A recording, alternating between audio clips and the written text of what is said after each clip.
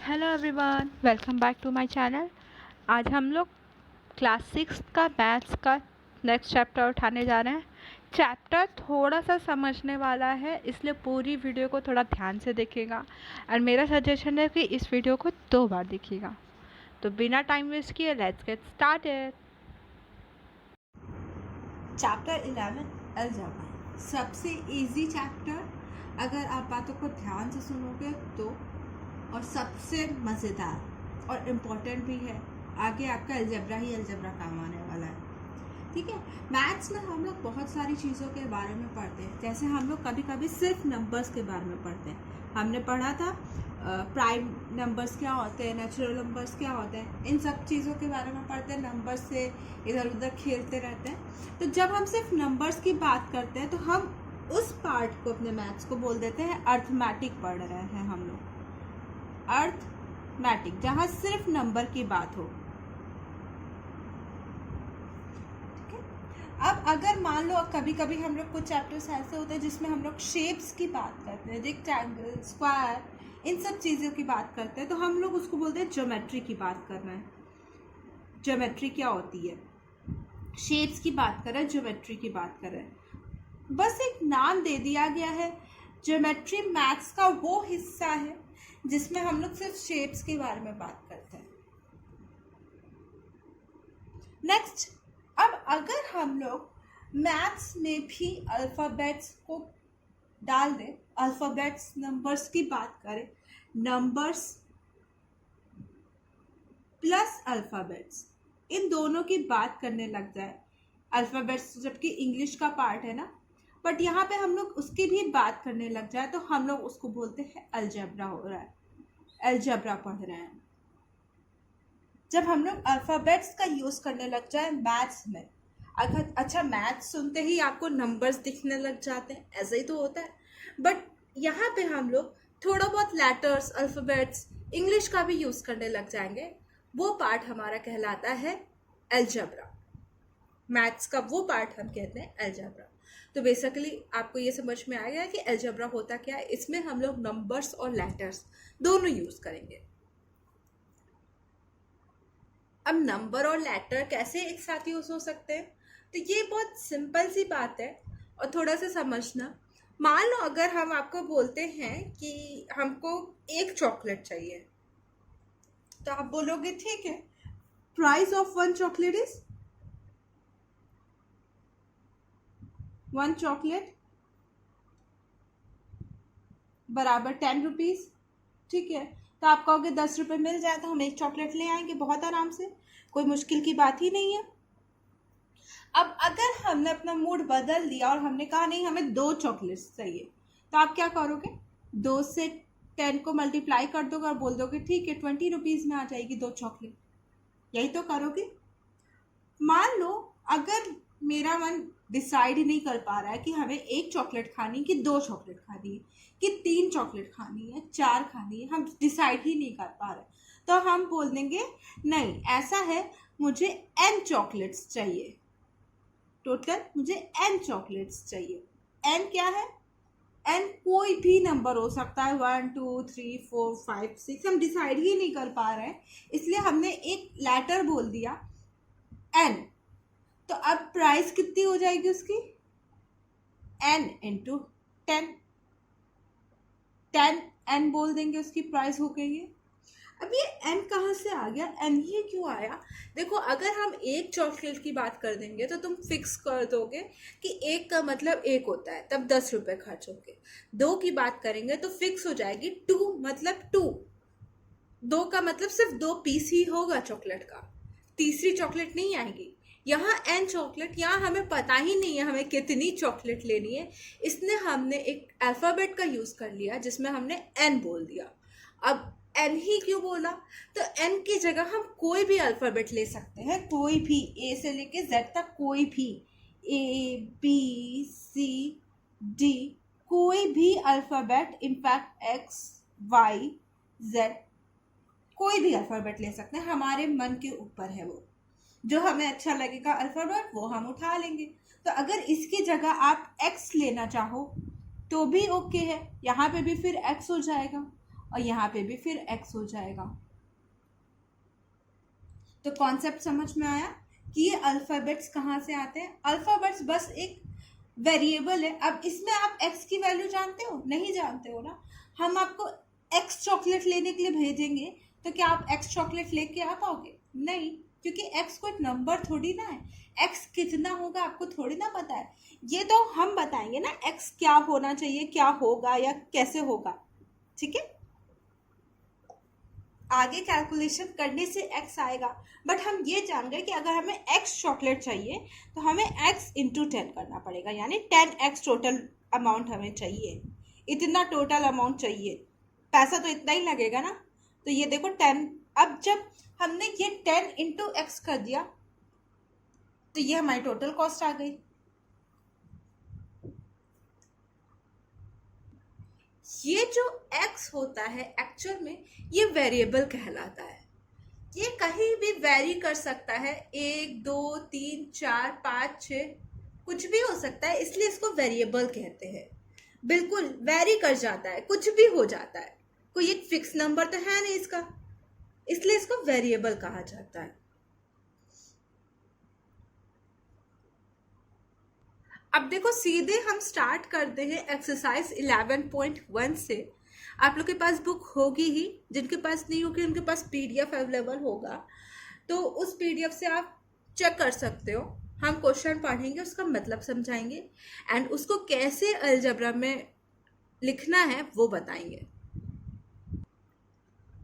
11.1 question number 3 हमारा कह रहा है कोई एक मार्च चल रहा है, परेड चल रही है, वहाँ पे कुछ लोग परेड कर रहे हैं। तो जो वहाँ परेड करते हैं, जो भी परेड में लाइन से बच्चे लगे रहते हैं, उनको कैंडिडेट्स बोला जाता है। तो जो कैंडिडेट्स हैं वो मार्चिंग कर रहे हैं परेड में। Candidates are marching in a parade. There are 5 candidates in a row. एक रो में 5 कैंडिडेट्स हैं।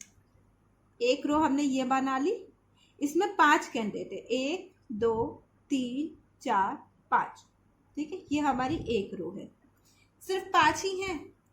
अच्छा, आपने अगर कभी मार्च देखा होगा तो ये जरूर देखा होगा कि अगर एक रो में 5 है तो दूसरे रो में भी 5 होंगे, तीसरी रो में भी 5 होंगे, चौथी रो में भी 5 होंगे, छठी रो में भी 5 होंगे। ऐसे ही रोज बनती हैं इनकी।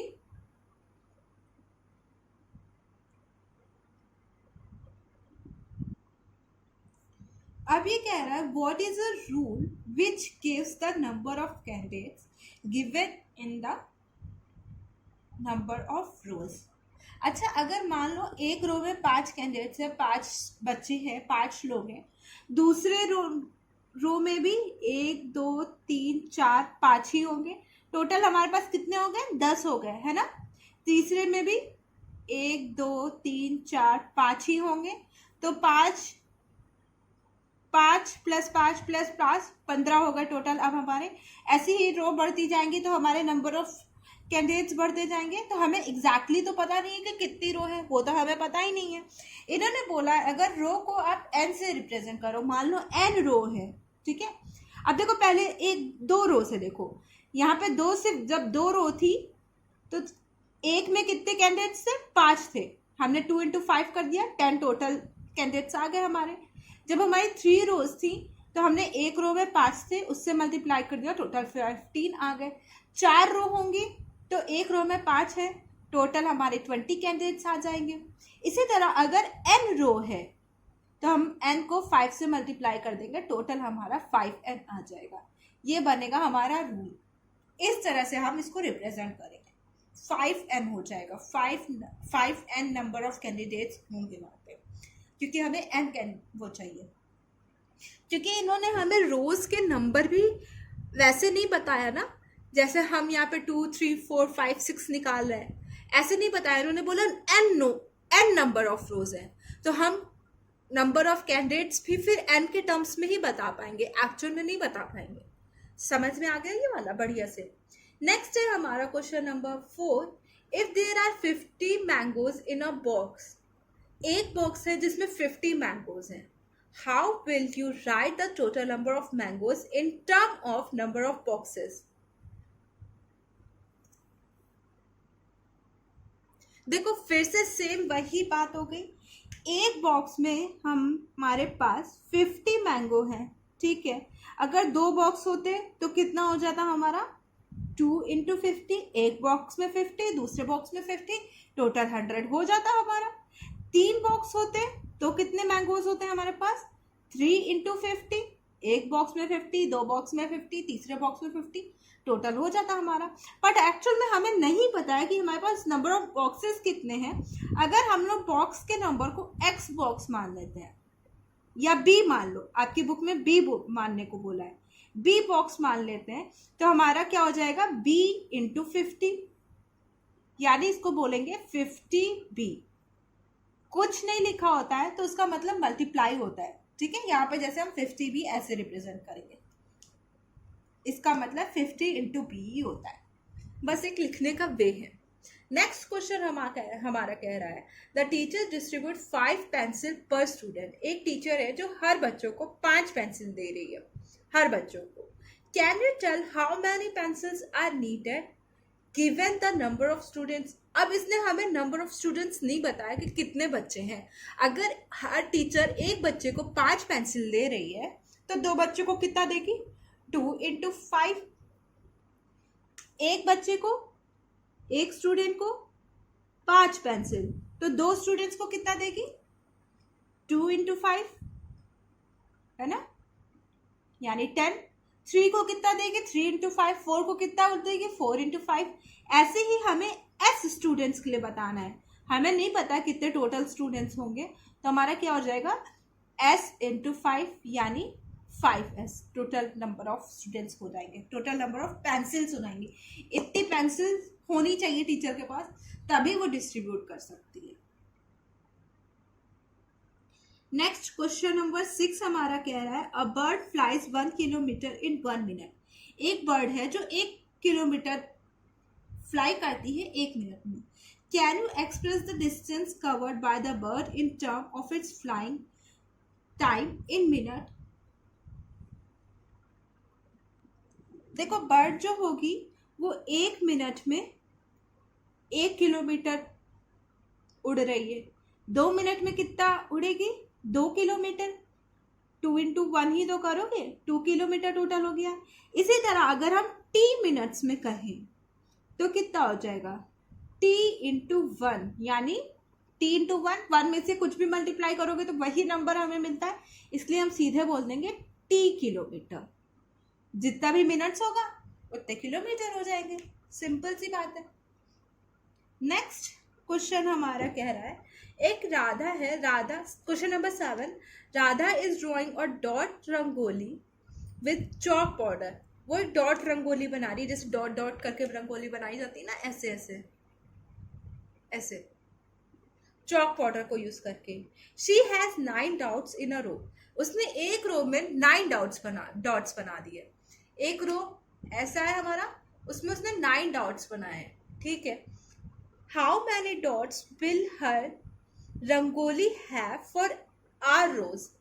आर रोज के लिए कितने डॉट्स उसको चाहिए, ठीक है, एक रो में।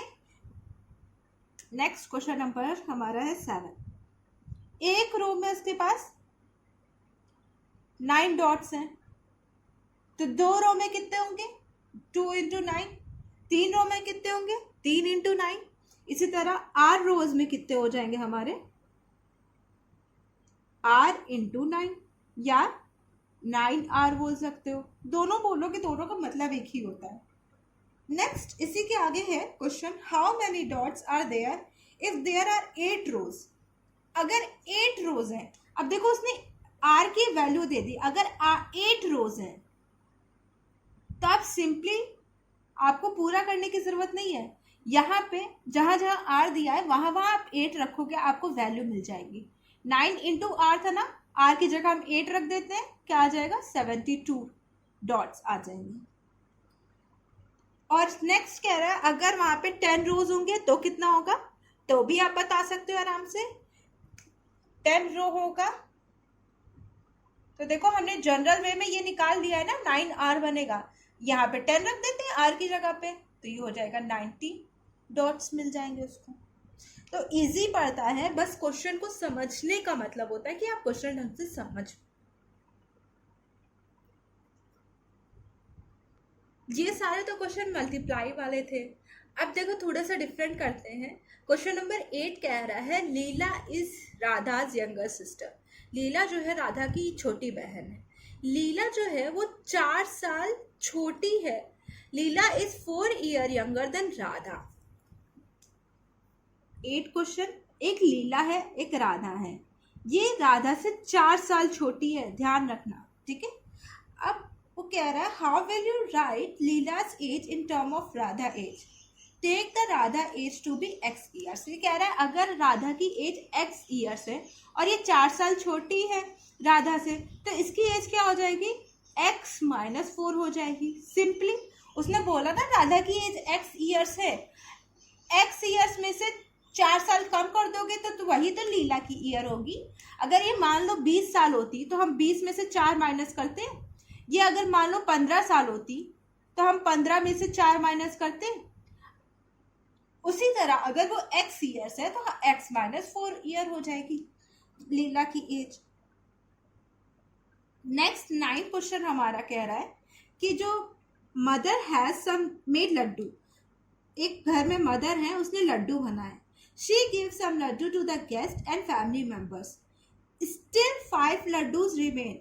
उसने सारे लड्डू मेहमान को और फैमिली मेंबर्स को दे दिए बट उसके पास 5 लड्डू बच गए।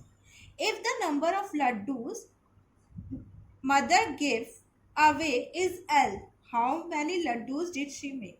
उसने जितने देखो अगर हम बोले हमारे पास 4 पेंसिल है, 3 पेंसिल मैंने किसी को दे दी तो मेरे पास कितनी पेंसिल बचेगी, तो आप आराम से बता दोगे। 4 थी मैम, आपने 3 दे दी तो आपके पास 1 बचेगी, है ना। या तो हम इसको इस तरह कहें मेरे पास कुछ पेंसिल्स थी, ठीक है, बात को ध्यान से सुनना। मेरे पास कुछ पेंसिल्स थी, मैंने 3 दे दी किसी को, 1 मेरे पास बची है, तो टोटल मेरे पास पहले पेंसिल कितनी थी, तो आप बता दोगे कि मैम आपने 3 दे दी है, 1 बची है, तो 3 + 1 4 टोटल पेंसिल थी आपके पास। सेम वे में यहाँ भी चल रहा है। जो राधा ने लड्डू बनाए, हमें नहीं पता कितने लड्डू बनाए, उसने कुछ गेस्ट को दे दिया, अब उसके पास सिर्फ 5 लड्डू बचे हैं, सिर्फ 5, ठीक है। उसके बाद उसने बताया कि राधा की मदर ने टोटल गेस्ट को L लड्डूज दे दिए थे, इतने दे दिए थे। तो पहले उसने कितने बनाए थे, तो 5 + L, यही तो टोटल नंबर ऑफ लड्डूज हो गए जो राधा की मदर ने बनाए थे, ठीक है। तो ये था पूरा एक्सरसाइज 11.1। इसी टाइप के क्वेश्चन है, कुछ क्वेश्चंस मैंने बता दिया, मुश्किल से 2-3 क्वेश्चन बचे हैं, वो आप लोग ट्राई करना। देखो जब हम लोग बड़े होने लगते हैं, थोड़ा हायर स्टडीज करने लगते हैं, बड़ी पढ़ाई करने लगते हैं, तो हम लोग अलजेब्रा बहुत ज़्यादा यूज़ करते हैं, इतना यूज़ करते हैं कि हमें पता भी नहीं चलता है। जब मैंने लास्ट क्लास में आपको मेंसुरेशन पढ़ाया था, उसमें बताया था एरिया का फॉर्मूला, एरिया ऑफ रेक्टेंगल का फॉर्मूला क्या होता है, एरिया ऑफ स्क्वायर का फॉर्मूला क्या होता है, रेक्टेंगल के पेरीमीटर का फॉर्मूला क्या होता है, ये सब मैंने कल परसों की क्लास में आपको बताया था।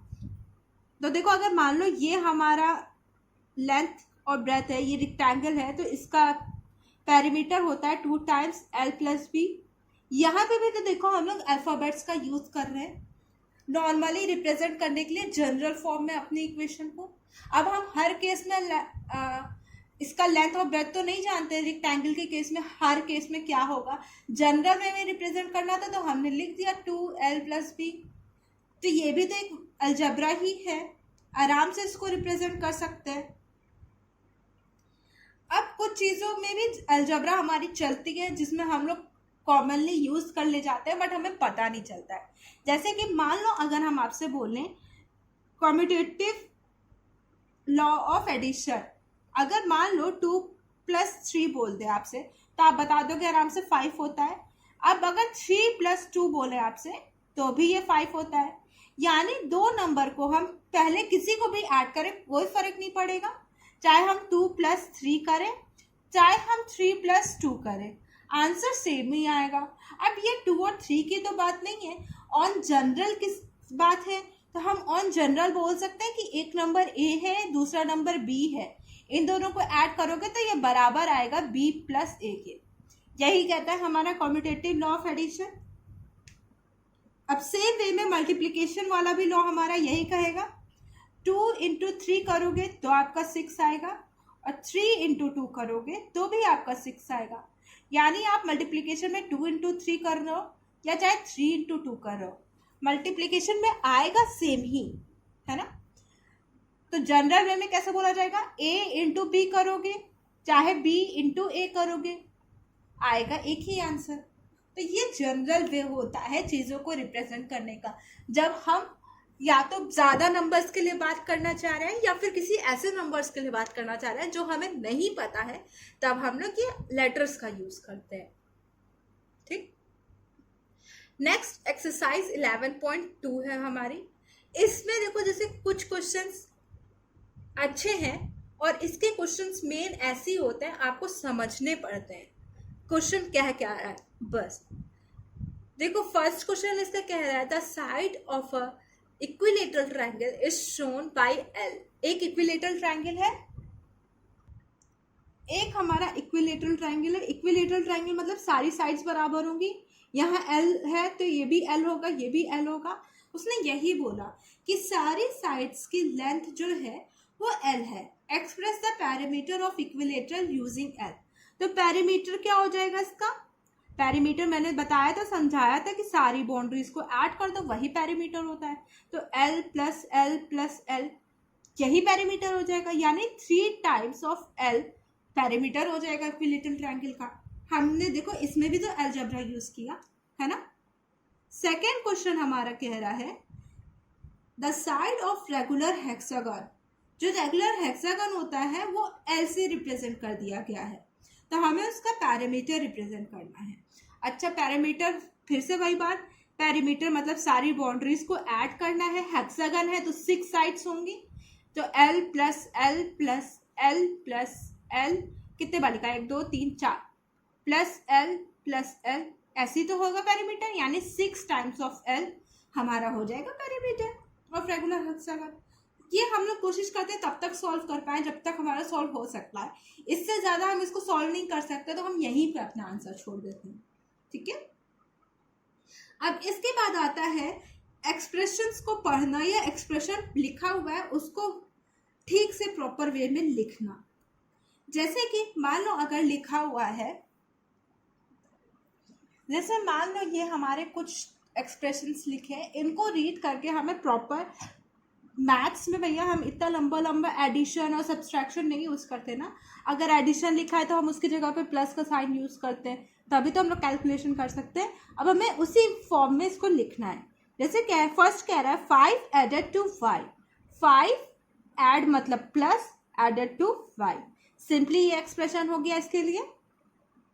ठीक है, नेक्स्ट हमारा कह रहा है 7 सब्सट्रैक्टेड फ्रॉम टी, टी में से 7 को सब्सट्रैक्ट कर दिया गया, सिंपली लिख दो t माइनस 7 हो जाएगा, ऐसे ही लिखा जाएगा इसको। a मल्टीप्लाइड बाई 10, 10 में a मल्टीप्लाई किया गया है तो मल्टीप्लाई का साइन, इसको ऐसे बोलो चाहे 10a बोल दो, दोनों तरीके सही हैं, दोनों तरीके रिप्रेजेंट करने के लिए ही हैं। नेक्स्ट हमारा कह रहा है x डिवाइडेड बाई 3, 3x जो है डिवाइडेड बाई 3, यानी 3 में से x में से 3 को डिवाइड किया जा रहा है, यानी x अपॉन 3 हो जाएगा। या फिर इसको ऐसे बोल दो x डिवाइडेड बाई 3, ऐसे भी बोल सकते हैं, पर ज़्यादा अच्छा तरीका ये होता है लिखने का।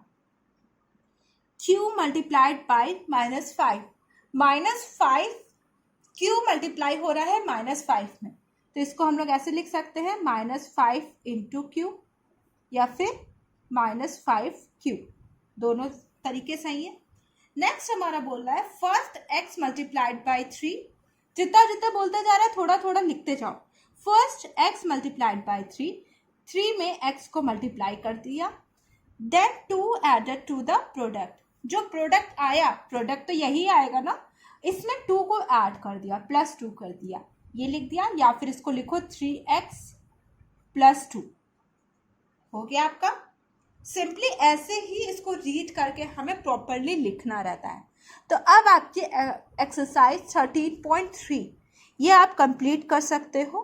क्वेश्चंस इसी के तरीके से हैं, एंड ये वीडियोस आज आप 2 बार देख लेना, क्योंकि इस पे जब क्वेश्चंस आते हैं तो थोड़े कंफ्यूजिंग हो जाते हैं, एंड जब आप वीडियो प्रॉपरली 1-2 बार देख लोगे तो आप कंफ्यूज नहीं होगे। कल हम आपको स्टेटमेंट वाले क्वेश्चन इस पे करना सिखा देंगे। ओके, आई होप आपको वीडियो पसंद आई होगी, और प्लीज़ अगर पसंद आ रही है आपको वीडियो तो मेरी वीडियो को लाइक करें, शेयर करें, मेरे चैनल को सब्सक्राइब करें, और कोशिश करें उन तक मेरी वीडियो पहुंच जाए जिनको एनसीईआरटी पढ़ने की या समझने की ज़रूरत है। Thank you for watching.